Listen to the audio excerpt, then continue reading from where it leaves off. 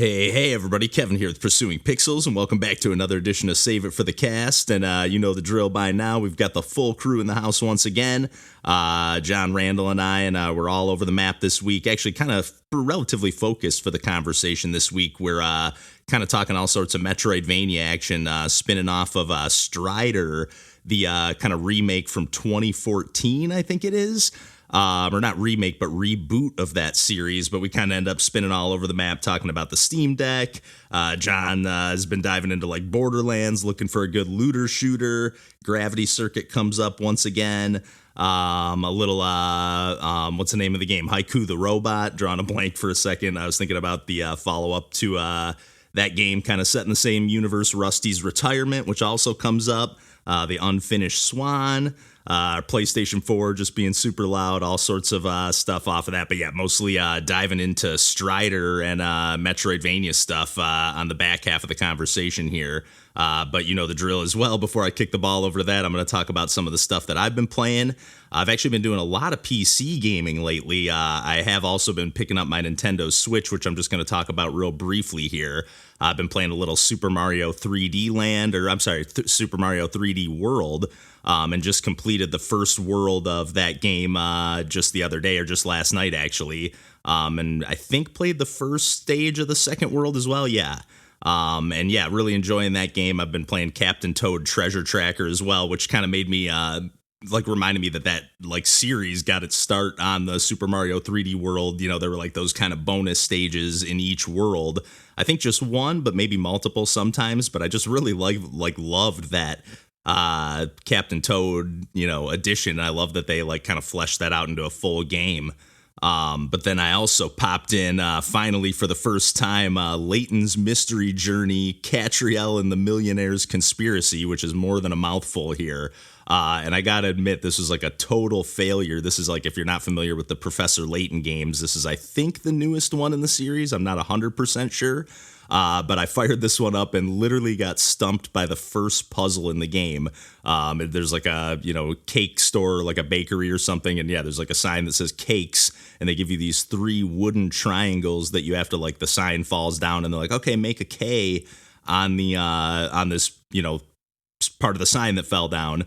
So they give you this square, and I ended up looking it up after the fact. I didn't actually go back into the game and solve the puzzle, but it's like you had to use the empty space instead of like connecting. Like the way it was worded, it was just like, okay, I have to connect these wood blocks somehow to make the letter K, and I'm like trying to twist them in all sorts of ways, and I'm like, there's just no way to line these up.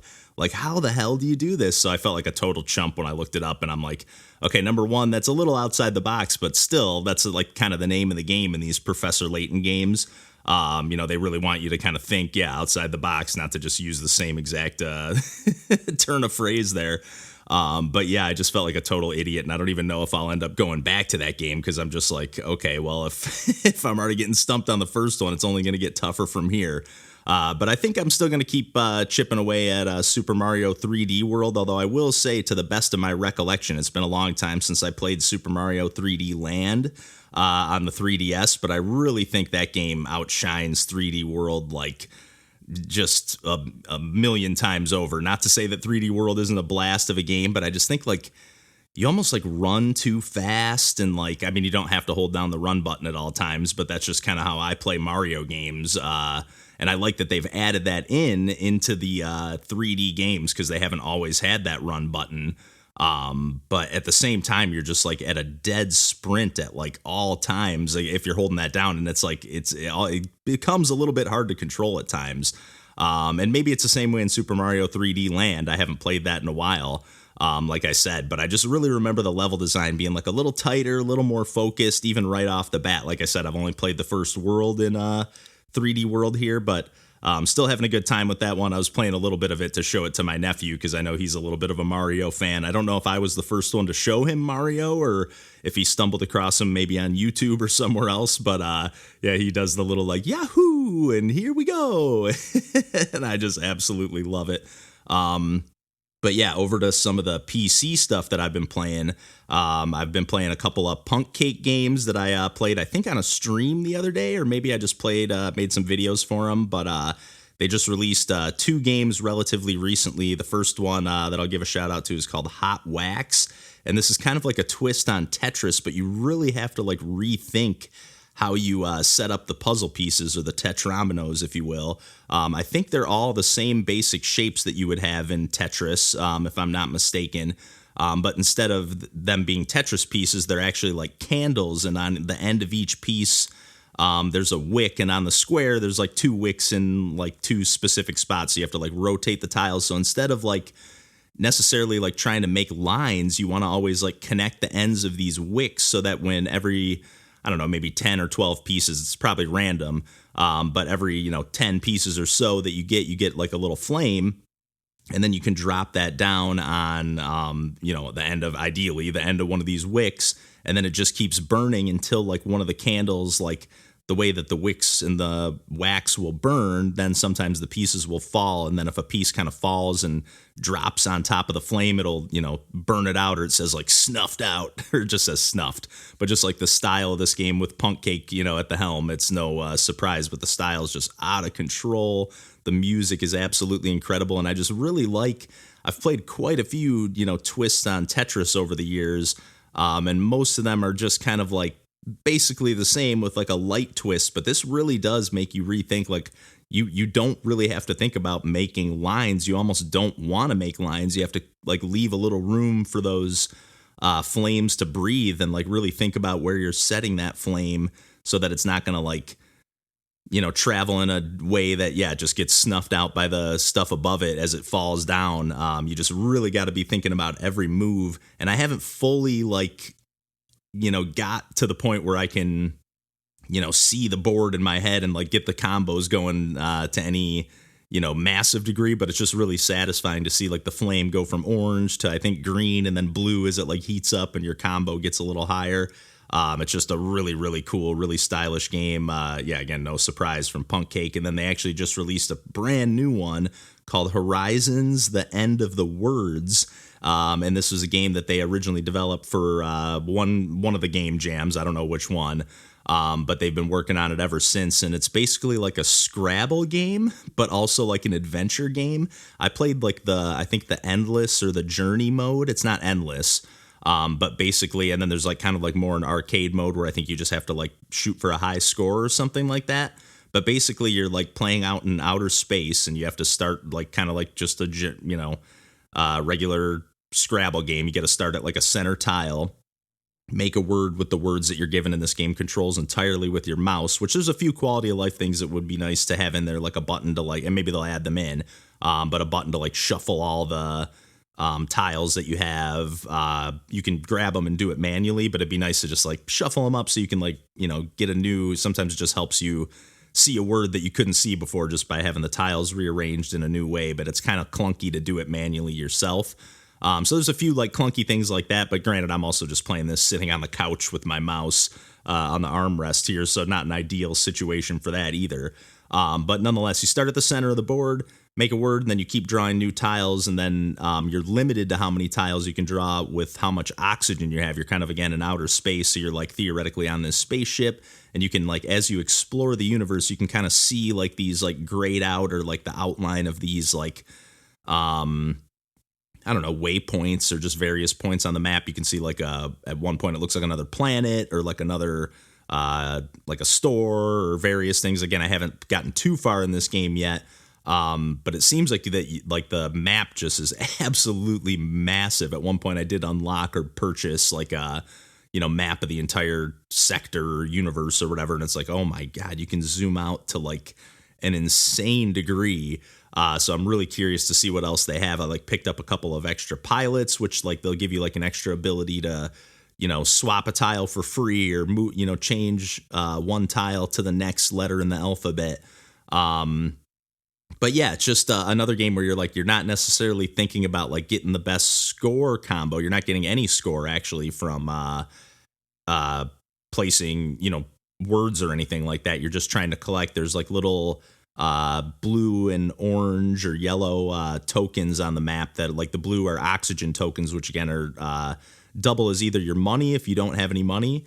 You can like substitute it for currency, or you can, it's there, to draw new tiles and stuff like that. So, and then the energy, I'm not 100% sure what that is used for. I've been building it up, but I think you have to like maybe have certain things unlocked and get a little further into the game. I did end up losing and running out of oxygen on the run that I had. I kept it going for a little while, maybe 30-40 minutes, but it just seems like a really cool, like, chill game. Even another puzzle game that you can kind of play couch co-op, even though you're, it's a single player game. You definitely can kind of, just throw words out there. Like if you got, a roommate or a husband or wife or something like that, definitely just seems like a perfect situation for playing a game like that and just kind of relaxing after a long day. Although some of these puzzle games, at least when I'm streaming, I just feel like a total idiot. I'm like, oh, what's a word here? Like the whole entire time. So I feel like a moron.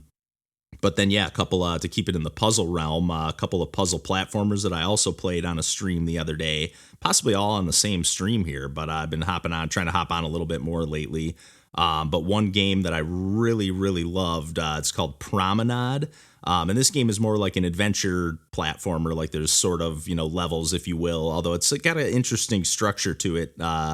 It's not just like go level to level to level. And beat them. You're kind of like climbing up like this elevator, and you got to collect enough like cogs or gears on each stage to then throw them into the like machinery to then let you go up to the next level of the elevator and then explore what's on that kind of level, I guess, if you will. But you're just kind of, there's like sometimes different stages on each level of the tower that you're going up. But it's just got this really beautiful, like kind of hand painted art style or hand drawn. And I really love too, even when you pause the game, it kind of like blurs everything out a little bit, but like in a painterly way, like almost like it is just like smudges on the screen, like a little more detailed than that. But like, it just is a really cool touch. This game has like so much polish to it. And then the gameplay is very, very inspired by Klonoa, at least I have to think. You have this little like, I think you're playing as like a human character. I'm not 100% sure. It kind of reminds me a little bit of like Adventure Time a little bit with the, I don't know, just like the bright colors and like the art style a little bit. And then you have this little like octopus helper character that you can like kind of, you're running around, jumping around, and then you can press like the throw button to throw this octopus. And then just like in Klonoa, you can like grab enemies or grab different like objects in the world and then either like throw them with your character, or you can, jump and then use that item to do a double jump. So you're like kind of like throwing it down and then like, using that to like give you a second jump. And there's just some great puzzle platforming, even in the early goings here. I only played maybe like the first 30, 45 minutes or so of the game.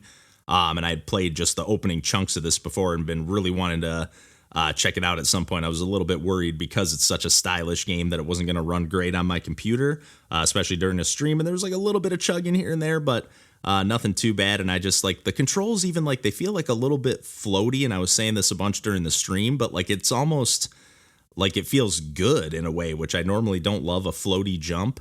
But the way you're like trying to like do these like kind of double clutches and like it's not like precision platforming, but there are some sections where you can like, okay, I'm chaining like a bunch of these double jumps together and do a double jump and then grab another enemy, do another one while you're midair. Like it's just really, really satisfying to chain some of that together.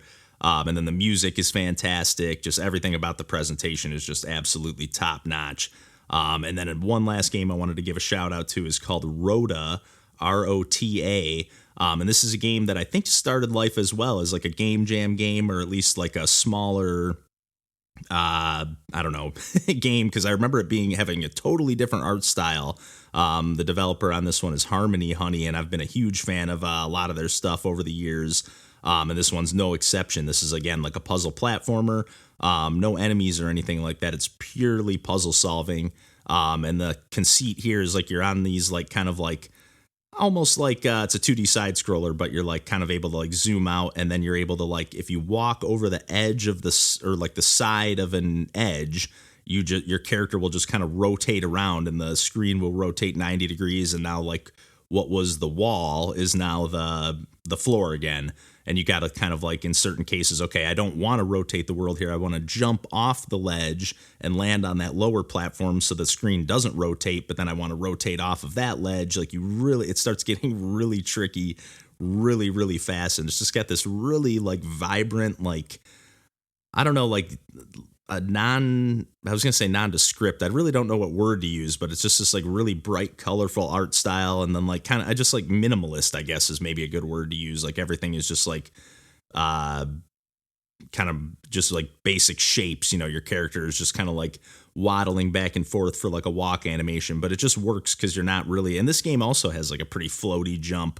But again, you're not really, I guess you are really trying to like knock down some pretty, you know, precision moves or maneuvers, but it's not like, you know, you're not necessarily trying to execute them super quickly or anything like that. You do have to be a little bit dexterous with your like positioning and stuff like that. And then they start throwing like boxes into the mix that you can drag around and that will fall, you know, they'll have like an arrow pointing in a certain direction and you can rotate them so they'll fall to another platform, and you just start getting into these crazy maze-like stages. And then the overworld itself is kind of like a level, so you have to like explore that kind of like Kirby style to find like the entrances to the next, you know, the doors and stuff to the next levels and everything.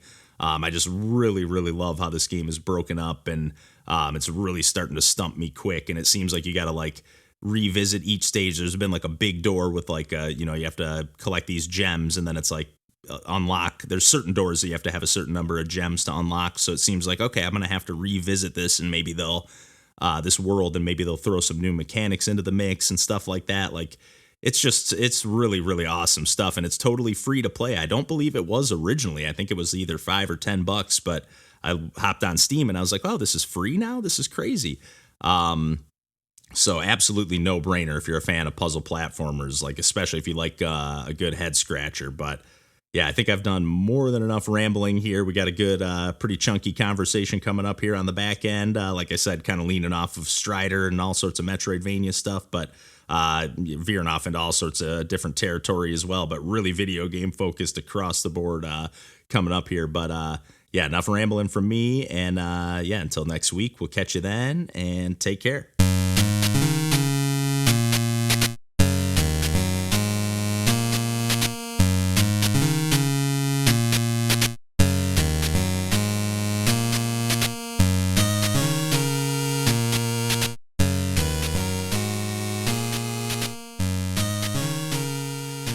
That was also the thing when you were talking about Strider, because like that had been a game that I like.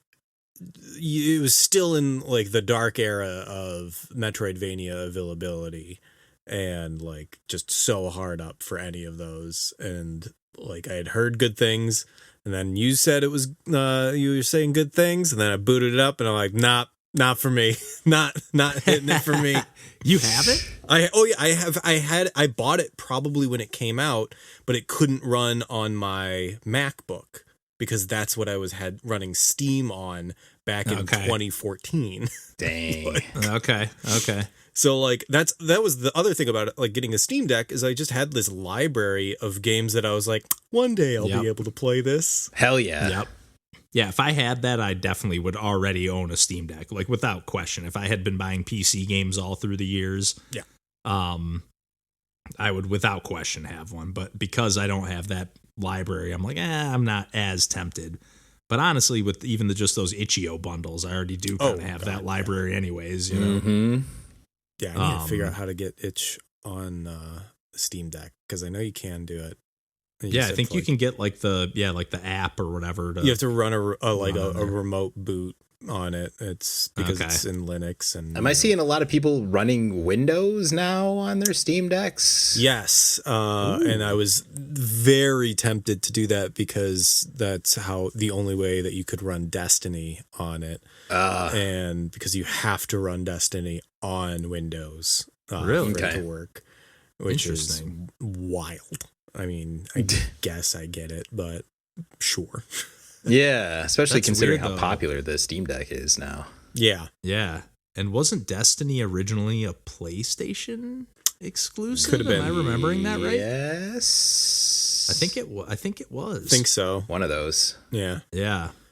But I was so hard up for a good looter shooter after playing Borderlands and being left so cold and like, yeah, I was like, I just need to play the best version of this genre, and I was like, nope, I can't unless I want to just go into this closet and play it on this computer. It's supposed to be a well-playing shooter. That's what I've heard. Destiny 2? Also very addicting. Yeah, Destiny 2. Yeah, it's great. Yeah. Yeah. What did you think of the style of Strider, at least, John? Because I was like blown away by how slick that game is. Like how like the 3D or it's 2.5D gameplay wise, but like the depth of like there's like so much in the background, so much in the background. The foreground's pretty like almost black. Like it's really interesting because it's so zoomed in too. Yeah, but like I actually kind of liked the zoomed in nature of it. Like, and I forgot. Yeah, it does like shift based on like the room you're in. Yeah. You've played some of it too, Randall. I booted it last night when I saw y'all mentioning it. I'm like, of course I bought that game. I don't know how long ago. It's sitting on my library too. I just was not a fan of like the attack, like the fact that you can like run an attack and just button mash the entire you're basically game. just like slicing and dicing. But I was like kind of impressed by like how they like we can just make this a save it for the cast thing is fine with me. Like I was really impressed though, like how like that's like kind of how the original game played. Oh yeah, on Genesis for sure. Yeah, how they turn that into a Metroidvania. And like how you start, like I only played probably for like a half an hour or so, maybe 45 minutes. Cause I like couldn't stop. Cause like every time I hit a checkpoint, it's just like, you're running so fucking fast. You're just like, let's just keep going. Like and you get enemies just start popping up. Yeah. And you get a new ability and it's like, I was loving the speed and just like being able, and especially just the mobility, like, once I realized wall climbing and ceiling just climbing is incredible. Like I was like, you can literally just climb on anything. Like as soon as I was like, and then you can just rappel or not rappel, but like get to the top of a wall and then just now I'm just on the ceiling with my daggers and it's given Metroid jumping 2 up through the floor. Metroid 2 spider ball vibes that way a little bit, and your ability to kind of get around on the edges of walls and potential ceilings. That's a good point. Yeah. I've never gotten to that point in that game, but I totally know what you mean. Yeah. I was going to say, for me, it was way too much of a Metroid Other M and like the worst parts of Metroid Dread, where like I was in some boss battles and it was all just like, all right, like here's the like one gimmick that you kind of just have to walk through and like kind of quick time event almost even. Sure. Like, and I was like, the bosses, I've beaten like 3 or 4 of them. They've all been pretty easy, which kind of like, as much as I hate to say this, like I kind of was loving it. Like when I was playing like Gravity Circuit the other day, and I'm like trying to beat all these not all these bosses, the one boss on the stage I was playing, it took me like 10, 12 tries to beat this boss, which is like, I just don't have that in me all the time. Like I haven't fired up that game yet again since, not that I'm not going to. But like, I kind of love that I was just like, oh man, I'm not like hitting really any friction with this Strider game. I'm just like, that is mowing everything down. The thing in like Gravity Circuit in particular of like those bosses and the way that like the checkpoints just immediately put you back there. Like you are kind of meant to die repeatedly for sure. And like memorize all the patterns of them and like get it so that you're like having no damage throughout the entire thing by the end when you're actually beating them. But that is also very, like the way that the clip that you're moving in Strider is so much different. Yeah, it's like breakneck pace, which I kind of really liked. Yeah. Going that full sprint. And I really love the presentation and just really love how like they clearly just like poured a lot of love into like, okay, they didn't just like make another, Strider game. Like how many of those like, Bionic Commando rearms, and that one's not even a terrible example of like a total cash grab on like a retro. Yeah, just the name. Kind of reimagining or whatever, where it's like, oh, it plays all stiff and heavy and whatever. And this is just like, I don't know, everything that was good about Strider, but like gives me a little more purpose to play it. Where like Strider, I kind of like lose my interest after like a level or two, and I'm like having fun, but I'm like, okay, I'm kind of done. Yeah, like the Capcom like story element of it too, where it like definitely kind of felt like doing a like Street Fighter story mode, where like you're running into a character and like I don't know how many of like the characters that would speak to you got to in the game with Kevin, but like a few, yeah, like you'd get to a boss and it's just like their introduction is just like a Street Fighter introduction. They say like a few quippy lines and then like you're fighting them, and like it had some really good vibes to it. It was just like didn't scratch the itch of like what I like in a Metroidvania, which was a bummer. I can feel that for sure. I liked what I played of it, but yeah, I'm also a sicko for Sega Genesis stuff, of which Strider is one. So that's I might play more of that game. Hell yeah. I think I will too, for sure. Yeah. The moment that I realized, like, at first I was like trying to comb every inch of the level and like kill all the enemies. And I was like, wait a minute. I think they keep like respawning. Yeah. No matter what. So I was like, okay, I don't have to worry about doing that. Like health is just fucking everywhere. Yes. Like you don't have to, like you just don't, like, yeah, I guess it is like almost a little too easy. Although I think there were difficulty settings. I think I put it on like normal if there were. Same. I always default to just whatever the, basic setting is. Yep. Yeah, I basically got to the point where I was like, oh, I don't need to fight any enemies. And like I just started like sprinting past everything, and like that's like my biggest complaint with like Dark Souls 3, where it's like, like I don't actually have to play the game. Like I can just keep moving forward. Yeah, you kind of don't have to kill any of the enemies. You're not really getting any experience or anything, or any like pickups to like charge up a weapon, or I don't think, at least just the bosses. Maybe at least later, not yet. But there's so many upgrades. That was the other thing, was like I played it for a bit, and then I went to like the pause menu for the first time, and I had beaten like 3 bosses, and I never paused. And then like I went there, and then I saw like all of the upgrades that are available. I'm like, how long is this game? Yeah, and then I went to the map, and it's like huge. At one point, and then you can change the layer. I don't know if you saw that. There's like a button, one of the buttons, and it just like shifted to this other screen that was totally black in the foreground. And I was like, what the hell is this? Game looks massive. Yeah. Oh. But it feels like kind of a little more linear than a Metroidvania, at least in the opening bits. It seemed like it was kind of like just like, pacing me along to like, okay, now you got this ability, and you saw that vent, you can slide through there 100%. And then it's like, you saw that elevator drop down, you know what you can do from there. You got that smash ability, you saw those red tiles, you can smash those up. Like it just seems like it's really kind of like you're getting the ability for the thing that you just saw a little bit ago, and then go back to it. But there, to be fair though, there does look like there's like a ton of places that then you can use that ability again. So yeah, it looks, I don't know. I'm definitely beyond impressed with the presentation of that game, especially. Just like how actiony it is, you don't get a lot of highly actiony Metroidvania type of same. That's what I was there's loving just too. so many enemies, so many bullets going on. Like it's a lot of active stuff in big rooms. Yeah. That you're hyper mobile in.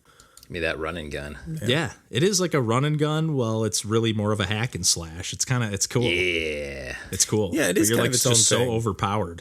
It's awesome. Yeah, I think I would also like. I'd just been coming off of Haiku the Robot, and like that is so much more of like the Hollow Knight like pace.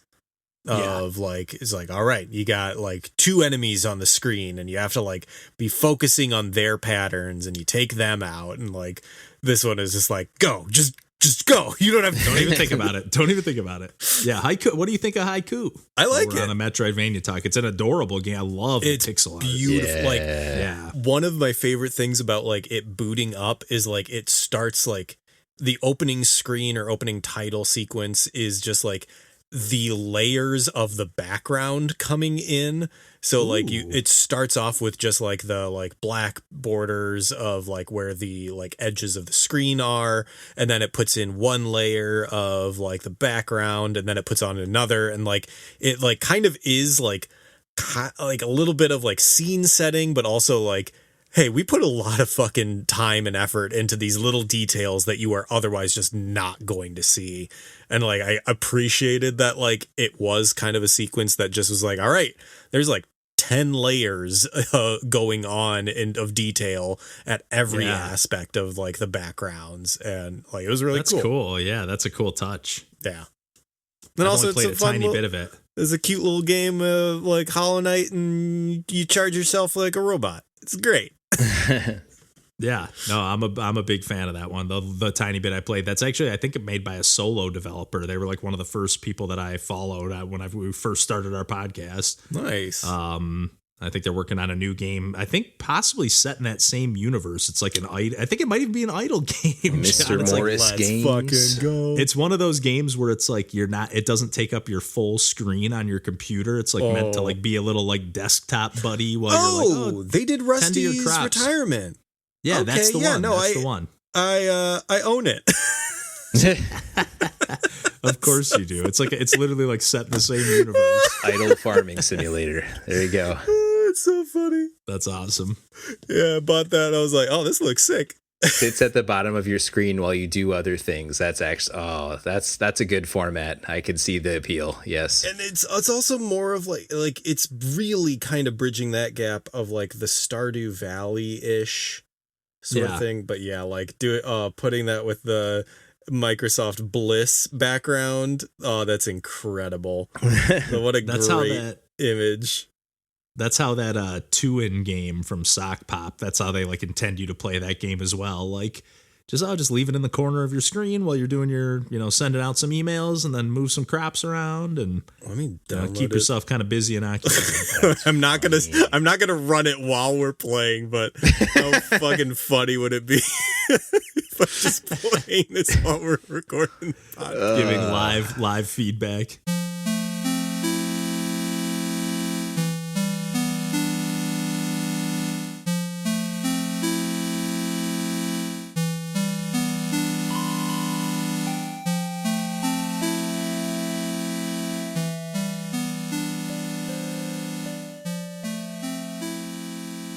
Yeah, I don't remember if this was on the call with you guys or who I would have told this to, but like Lauren was like taking a nap when I was playing Bloodborne, and like when I like turned off the system for like after I was done playing and like the fan stopped, like she just like from underneath the covers like said out, "It's dead," because the fan stopped going at full blast. You know what's crazy? My PS4 is not loud at all. Like it's not even slightly. I never hear it at all. Is your apartment a refrigerator? Is it like the ambient temperature of your apartment? I set it at so 72. Cool? 72. Yeah. Yeah, I don't know. You just got a good I can one. hear a fan running, but yeah. You did. Well, other than the fact that I have to tap it to get the disc to spin. But hey, I'm still playing Uncharted, so yeah, it's working for me now. But yeah, now I kind of want to pee. I was telling John apparently, but when you were on the call, but like you couldn't hear us yet because we were like, can Randall hear us or what? But I was saying that I really like the PlayStation UI. Like that's one of the things that was kind of making me want a PlayStation 5 over an Xbox. Just playing the 4. Like just like that ambient music in the background. And yet you hate the Stardew Valley item bar, even though it's exactly the same. Curious. No. Yeah, you cycle through titles in a line. Well, I mean, the Switch is kind of the same. No, a Switch is you got a nice grid. Yeah, but I get you when you like hold down the D-pad or whatever to the right or left, like you can whip through those games on the PlayStation so fast. Yeah. And if you keep them alphabetized and stuff, you can just be like, oh, let me zip over to my Pixel Junk Shooter Ultimate, or let me zip on over here. Oh, are they not automatically alphabetized? I don't know. I don't think so. Yeah, you're probably right. I think because they just like populate on like a main menu, and then you just have to like put them in a folder. And yeah. So I guess that's kind of annoying. Yeah. Maybe that's why people hate the UI. Yeah, because I'm like, oh yeah, Bloodborne is right next to Lies of P right now on DJ's PS4. Huh. Yeah, and I had I don't know if you guys remember that game, The Unfinished Swan. It was like this PS3. It's like a first person shooter. It was kind of like an art sort of game almost a little bit, right? Like in those early days of the downloadable. Like that's what was getting me high. I don't think PlayStation does this anymore, but I was thinking of like, man, Echo Chrome, Flower, Unfinished Swan. They had like so many of these like exclusive like got a lot of those games. Was Journey an exclusive? Yeah. Oh, at least at the time. I don't know if it's come out on other stuff since, but right. The art looks exactly like What Remains of Edith Finch. Really? Is that the same? And studio? it's the same. Yep, it's the same developer, baby. That's funny. I saw really that cool box art, and I was like, "That is just what remains of Edith Finch." It was also a game I've never played. It was a really cool Unfinished Swan. I only played a tiny bit of it, but it's like you start out and like everything is just totally white, and then you just start throwing like globs of paint. And then as they hit things, that like reveals the terrain and everything, and then that's how you like get around. Oh, that's nice. It's a cool concept, and then I think they layer in like some story and stuff too. But yeah, like I don't know, like they're just like PlayStation, like Xbox really only had a couple, like Braid and like some of those in the early days that then obviously became non-exclusives and like available everywhere. Braid, Fez, Geometry Wars sort of stuff. Yeah. Mount your friends. Yep. I don't know if I know all that sort of stuff.